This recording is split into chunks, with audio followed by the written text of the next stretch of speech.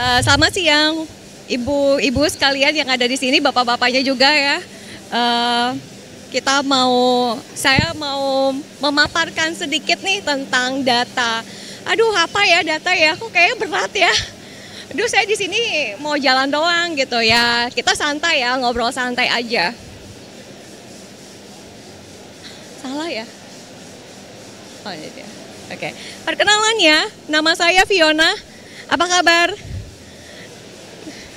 Oke, saya kebetulan adalah direktur dari Vistatek. Kami bergerak di konsultan untuk IT, terutama sistem informasi. Jasa yang kami cover adalah sistem untuk operational productivity, executive strategy, sama artificial intelligence. AI ya, jadi kalau ibu-ibu, bapak-bapak lihat yang di sebelah sana ada robot ya, itu salah satu AI. Tapi yang kami cover di Vistatek adalah AI untuk di sisi informasi. Okay.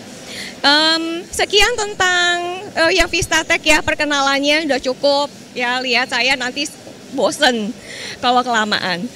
Saya mau ngobrol sedikit tentang topik kita hari ini, kenapa bapak-bapak, ibu-ibu datang di Plastics and Rubber Indonesia 2024. Ya, saya mau ngomongin tentang bapak ibu sekalian, perusahaan bapak ibu sekalian yang bergerak di plastik dan rubber, ya mulai dari hulu ke hilir ya.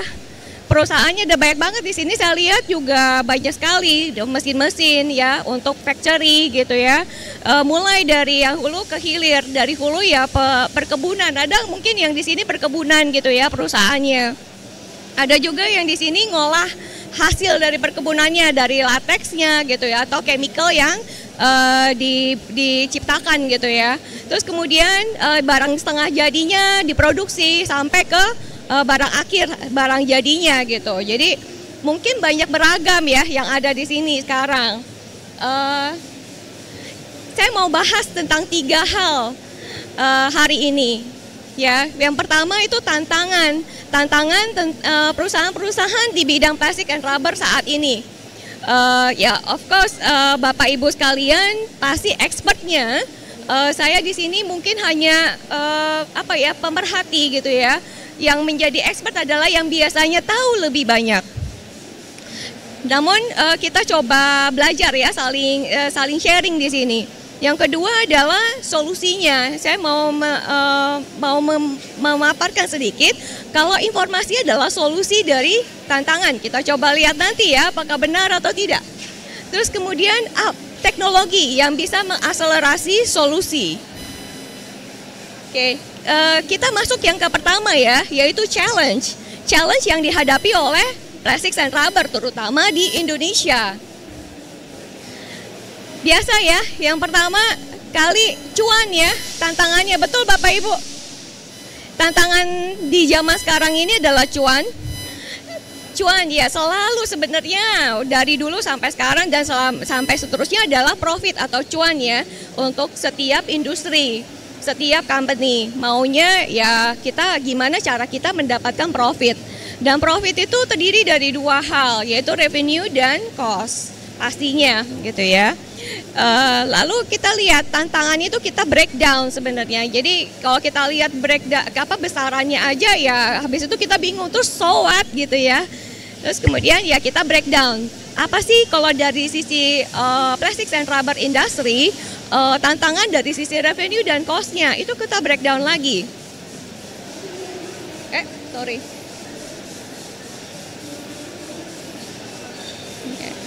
Dari sisi produk, kita bisa lihat dari produknya yang dibutuhkan adalah kualitas yang seperti apa yang dituju untuk bisa menghasilkan barang yang kita mau jual, pasti ya. Terus kemudian ya of course HPP-nya atau biaya produksinya yang ya seperti apa yang mau kita dapatkan gitu ya. Apakah kalau HPP-nya tinggi ya kita mau jual berapa gitu ya. Terus kemudian pricing ya pasti ya. Kita kompetitor kita berapa, harga kita bersaing atau enggak nih gitu. Itu selalu menjadi tantangan ya. Terus kalau misalnya tadi harga jual kita bandingkan dengan kompetitor kita, tapi ternyata ternyata harga produksinya kita aja itu udah lebih tinggi gitu. Nah itu menjadi masalah gitu. People pasti ada ya, relasi dengan mitra itu menjadi tantangan. Mitra itu mitra internal yaitu employee, juga mitra eksternal, partner-partner kita dari sisi supplier sama customer kita. Relasinya gimana kita bisa mendapatkan harga yang lebih optimum ya, harga bahan baku yang lebih optimum, yaitu relasi kita dengan supplier misalnya gitu ya. Terus dengan gimana kita bisa membangun relasi kita dengan customer kita gitu.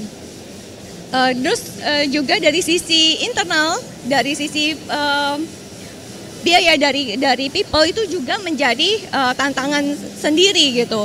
Jadi sebenarnya banyak sekali ya tantangan yang ada di plastik and rubber, dapetin kualitas yang baik, terutama kalau misalnya kita lihat dari plastik and rubber, misalnya rubber lah, anggap aja gitu ya, kita lihat salah satu contoh dari rubber ini, gimana kita bisa mendapatkan rubber yang berkualitas dari awal gitu. Apakah cara penanamannya sudah baik gitu ya, terus cara pengolahan pengambilan lateksnya juga sudah baik gitu dan sebagainya. Kalau kita lihat TKM, kita pelajarin TKM untuk manufacturing, kita kiblat misalnya kita lihat kalau yang best practice untuk manufacturing biasanya Jepang ya, yang sangat disiplin gitu ya. Kualitas itu didorong sampai ke vendor gitu ya. Vendor itu baik mau vendor yang pertama atau vendor sebelumnya gitu.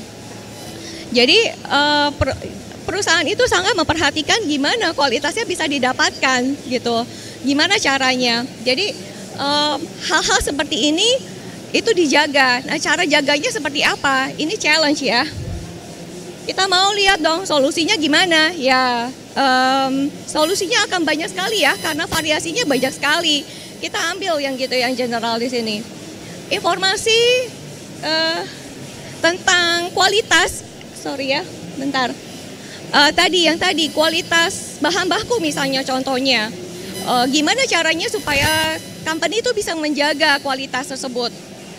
Ya misalnya perusahaan itu perusahaan pengumpulan lateks gitu ya.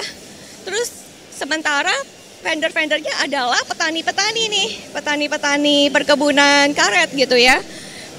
Dan bahkan gimana caranya supaya perusahaan tersebut bisa tahu, bisa atau bahkan bisa memastikan kualitas yang dilakukan oleh kualitas bahan baku yang dilakukan oleh para petani ini bisa sesuai dengan diinginkan. Kalau misalnya ekspor, berarti mungkin dia ada standar ekspornya gitu. Banyak hal informasi yang bisa diambil dari cuaca gitu ya, cara cuaca di perkebunan, terus misalnya berapa umur dari pohon tersebut yang bisa diambil dan seterusnya gitu ya. Jadi perusahaan ini bisa punya monitor, bisa punya power terhadap kualitas-kualitas bahan baku yang ada. Dan gimana caranya dia harus mendapatkan informasi terhadap bahan baku. Ini contoh ya, gitu. Yang lain pun juga sama. Cost, yang tadi kendalanya adalah, tantangannya adalah HPP yang efisien, harga produksi yang efisien gitu. Gimana caranya bisa mendapatkan harga produksi yang efisien? Yang dia butuhkan apa? Ya dia butuhkan adalah biaya-biaya apa aja yang terjadi ya untuk membentuk produksi ya, pada saat produksi gitu ya, yang untuk membentuk si produk gitu atau barang yang dijual. Dari situ dilihat, dari situ bisa diolah, dilakukan pengolahan,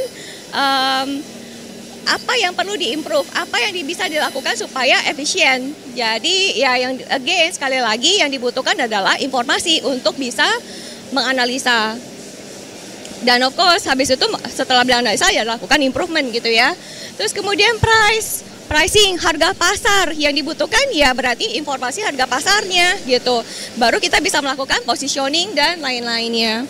Terus kemudian harga produksi siap jual ini mempengaruhi banyak pengaruhnya juga, sama seperti yang tadi gitu ya. Biaya produksi ini biaya sampai siap dijual, termasuk transportasi dan lain-lain. Apakah proses produksi kita atau proses operasional lainnya seperti distribusi dan lain-lainnya itu sudah optimal gitu ya. Kemudian informasi juga tentang mitra ya, tentang pelanggan itu maunya apa sih. Kalau kita ngomongin retail sekarang ini tuh bukan lagi product centric tapi customer centric. Customer itu keinginan customer adalah yang utama.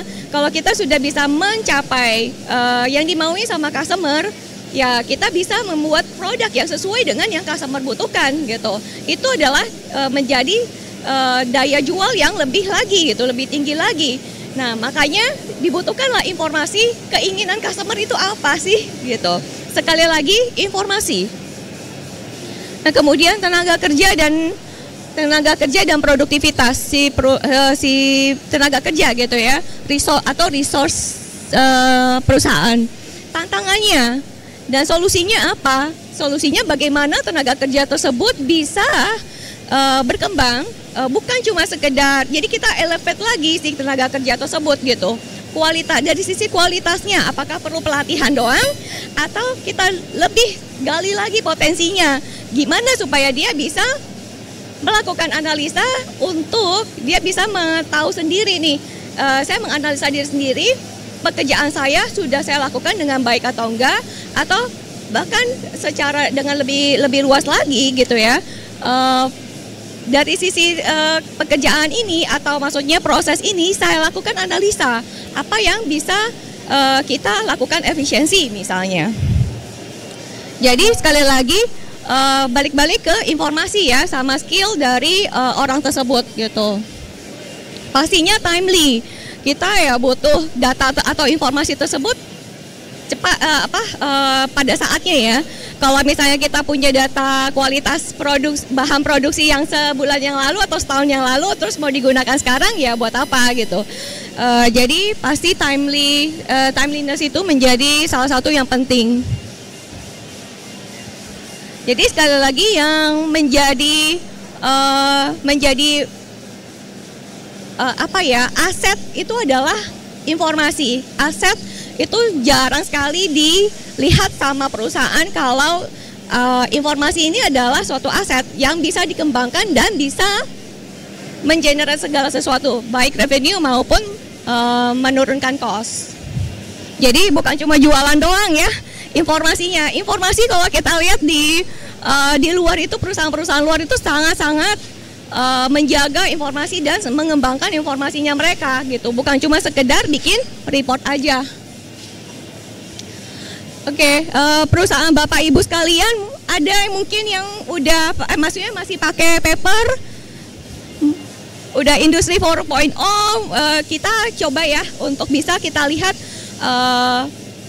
apa sih yang teknologi yang bisa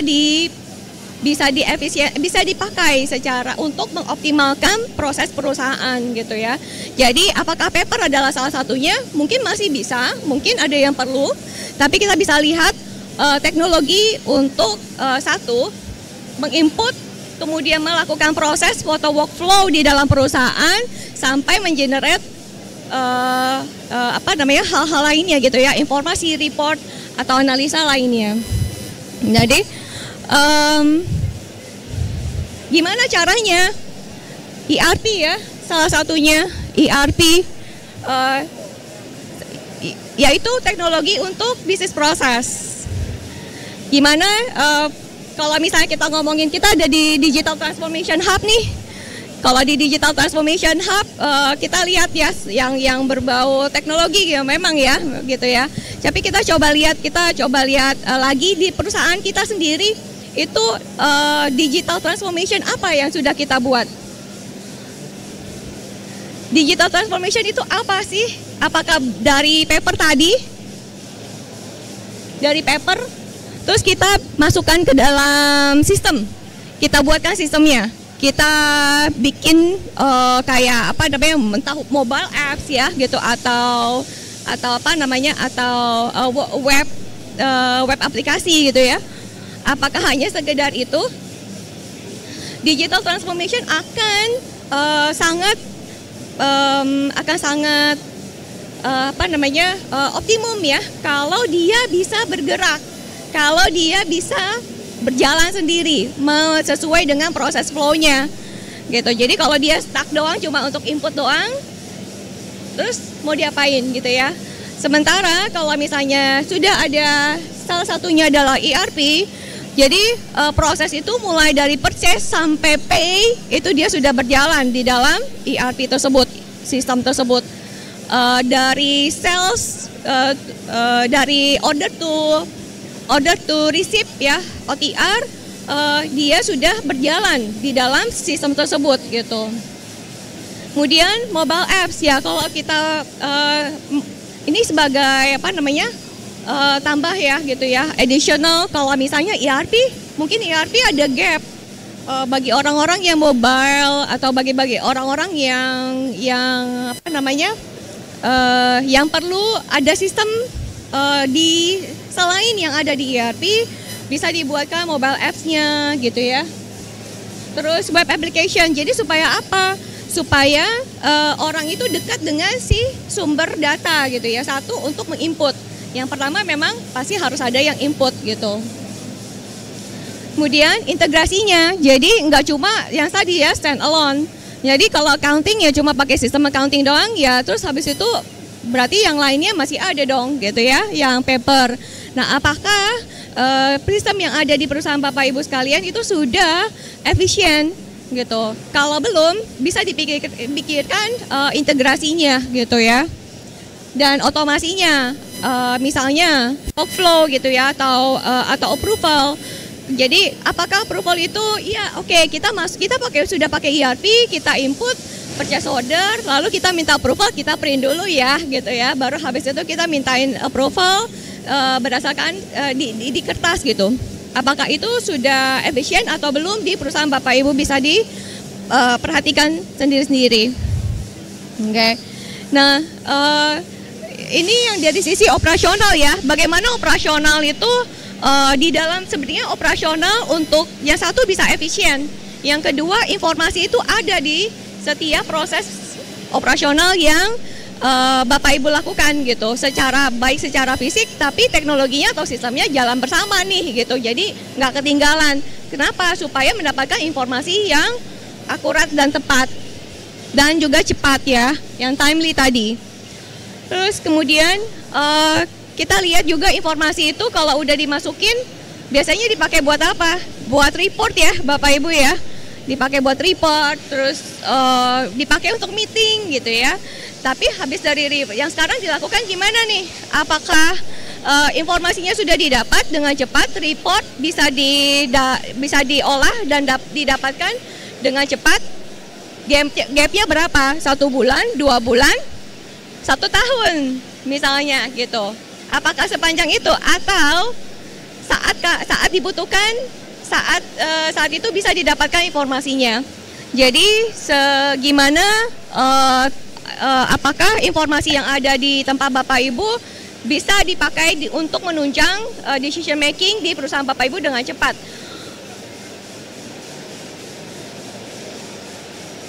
Kalau misalnya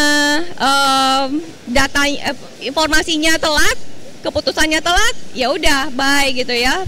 Mungkin customernya sudah deh nggak ada lagi informasi yang, maksudnya udah nggak perlu lagi nih kita gagal gitu ya, misalnya dealnya, atau dengan distributor kita gitu ya, distributornya penilaian distributor itu udah jauh, di distributor performanya nggak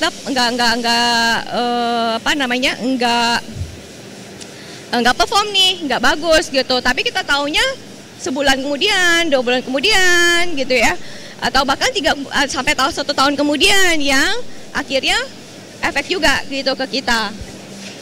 Makanya kita coba lihat apakah teknologi dapat membantu. Kita lihat ya, teknologi untuk mempercepat yang tadi decision making, baik secara operasional maupun dari sisi eksekutif, apakah sudah sudah ada di tempat Bapak Ibu untuk menunjang tersebut gitu. Jadi di dalam meeting itu bisa dibuka nih dashboardnya ya. Teknologi di dalam untuk executive summary ini adalah business intelligence yang bisa digunakan untuk membuat operational management dashboard, untuk business analytics, dan juga untuk decision making gitu. Jadi sekali klik langsung kelihatan datanya untuk melakukan strategi decision making dan juga langsung action gitu. Jadi nggak nunggu sebulan, setahun bahkan gitu ya. Tunggu dulu ya financial reportingnya kita bikin dulu nih gitu. Tunggu ya. Terus belum reconcile nih gitu ya. Udah kelamaan. Akhirnya kita telat. Jadi yang ketiga adalah teknologi, gimana teknologi AI bisa membantu empowering dua hal ini. Ya, dari visualization yang advance gitu ya, yang analitik yang analitik visualization ya, advance gitu ya. Langsung jadi kita begitu lihat visualnya dibantu sama visual tersebut untuk kita sudah tahu, kita dapat insight yang dengan cepat gitu ya. Terus kemudian bagaimana sistem forecasting itu bisa membantu juga kita lihat nih perkiraan sales ke depan gitu ya, atau perkiraan harga bahan baku ke depan itu apakah akan naik atau turun, jadi bisa dibantu oleh AI. Image processing, jadi kalau misalnya dilihat nih bahan baku gitu ya pada saat QC, dilihat warnanya berbeda atau bentukannya kok agak berbeda, nah ini apakah defect atau enggak, bisa dibantu oleh AI untuk melakukan keputusan tersebut gitu. Dan yang ketiga adalah yang baru, autonomous business process agents, yang jadi ada AI agents yang ada di business process Bapak Ibu semua. Oke, produknya apa sih nih? Mau tahu nggak?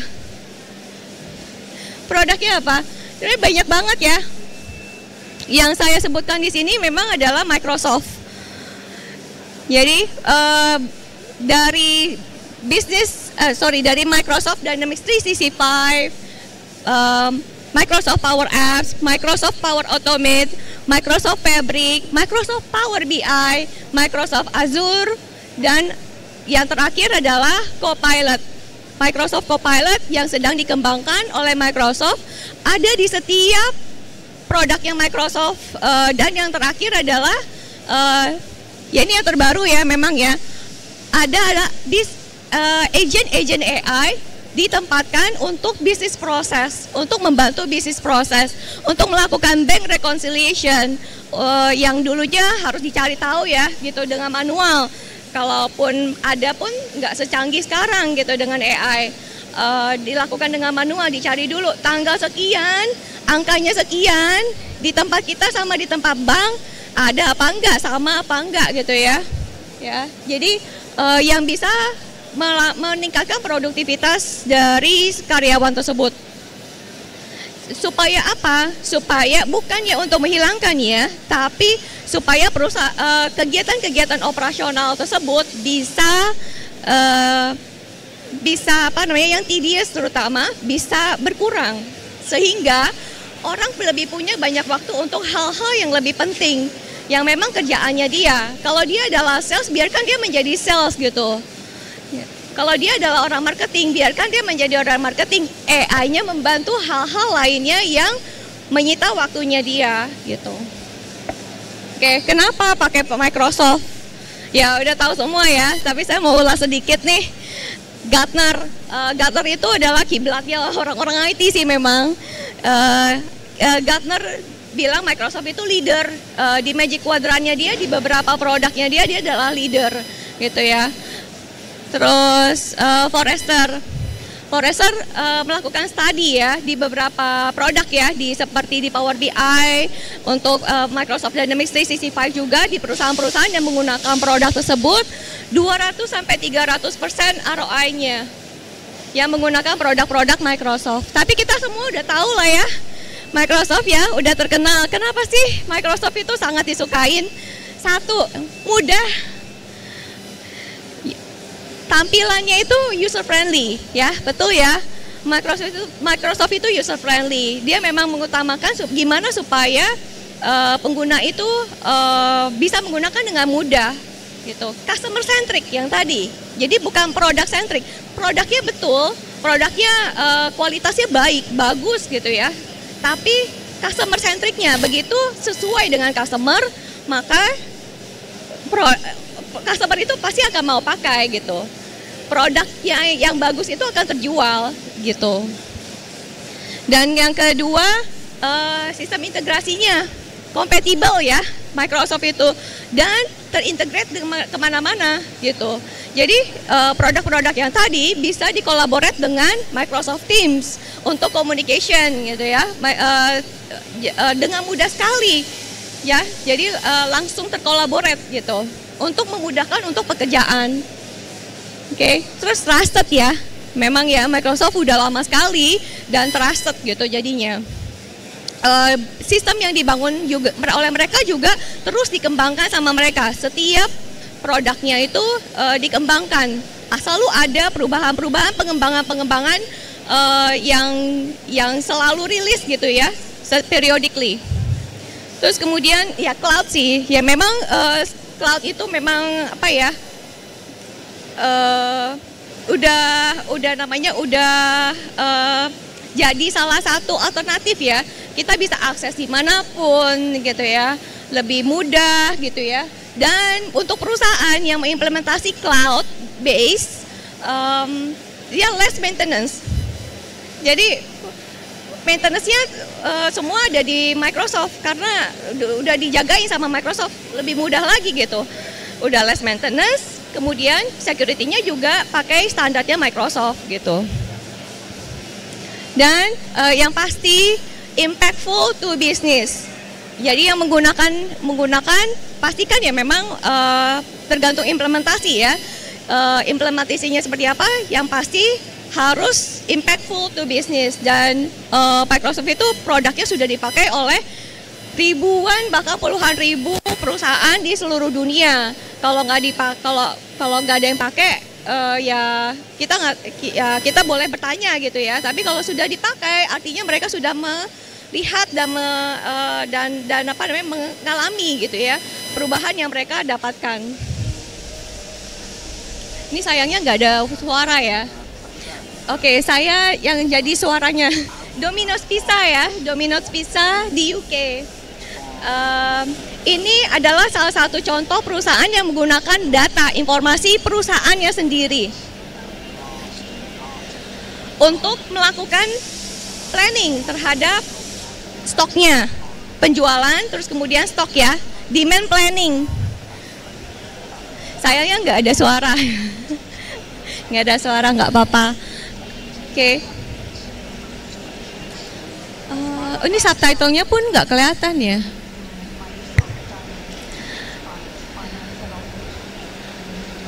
Oke, jadi mereka pakai namanya 365, Dynamics 365. Khusus untuk supply chain management juga, khususnya ya yang ada dibahas di sini. Mereka bisa melakukan forecasting 97,5% akurat. Jadi terhadap mereka lihat apa? Tren dari pembelian oleh customer. Kemudian mereka habis itu dari situ trennya mereka lakukan forecasting berapa banyak sih penjualan yang akan didapatkan ke depannya gitu ya. Terus baru mereka habis itu mereka untuk mereka melakukan forecasting atau planning stoknya mereka. Sayangnya nggak ada suara. Terus jadi dari ceritanya si Domino's itu kita bisa lihat gitu ya. Kita mungkin mungkin fokus bukan fokus ya, selama ini bisa fokus ke gimana jualan gitu ya. Tapi kita bisa atau bahkan yang kita lihat di sini gitu ya, mesin-mesin kita udah bagus atau belum ya, itu memang penting ya. Tapi kita bisa ingat yang kita bisa lihat ke dalam diri kita, ke dalam perusahaan, masing-masing perusahaan gitu. Apakah perusahaan kita data sudah dioptimumkan apa yang ada di dalam perusahaan kita, yaitu proses dan terutama datanya juga gitu. Yang bisa kita ambil hari ini ya, jadi kesimpulannya, satu, informasi itu adalah aset yang penting ya. Terus kemudian gimana caranya informasi menjadi aset? Informasi bisa menjadi aset itu kalau diambil, yang pasti di-input dulu ya. Kemudian digunakan, bukan cuma di-input doang, tapi digunakan, diolah, digali potensinya sampai ke dalam kita tahu yang mana yang perlu kita ambil, kita analisa dan kita pakai. Dan yang ketiga adalah teknologi sistem informasi. Kalau diimplementasikan dengan tepat dan pasti kita tahu gitu ya kebutuhannya apa, tujuan dari penggunaannya itu, dan terimplementasi dengan tepat dapat menjawab tantangan-tantangan kita gitu. Terutama tantangan bukan cuma kebutuhan informasi, tapi gimana kebutuhan informasi tersebut bisa menjawab tantangan bisnis gitu, perusahaan gitu. Oke, sekian dari saya, semoga bisa menginspirasi bahwa data adalah juga aset bagi perusahaan. Terima kasih.